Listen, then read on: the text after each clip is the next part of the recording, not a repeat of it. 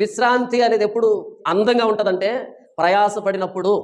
గ్లాసుడు మంచినీళ్ళు, చల్లటి నీళ్లు మన ప్రాణానికి హాయిగా అనిపించాలంటే 4 గంటలు ఎండలో పడి పని చేయాలి. 4 గంటలు ఎండలో పడి పని చేసిన తర్వాత అప్పుడు గ్లాసుడు చల్లని నీళ్ళు ఇస్తే అమృతం తాగినట్టు ఉంటుంది.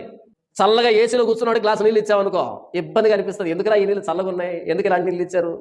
వాడు వాటిని ఆస్వాదించలేడు, అనుభవించలేడు.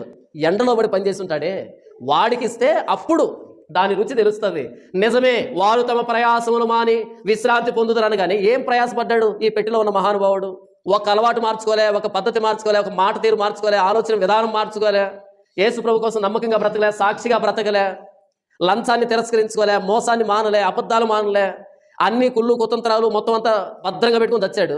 వీడికి ప్రయాస ఎక్కడి నుంచి వచ్చింది? ప్రయాస రావాలంటే నికార్సుగా బ్రతకాల. నికార్సుగా బ్రతికితేనే ప్రయాస ఈ లోకంలో. ఉన్నది ఉన్నట్టు మాట్లాడితే ఉండూరు మెచ్చదంట. మనం అందరికీ నచ్చుతున్నాం అంటే అందరికీ అన్ని రకాల మాటలు చెప్తున్నాం అని అర్థం.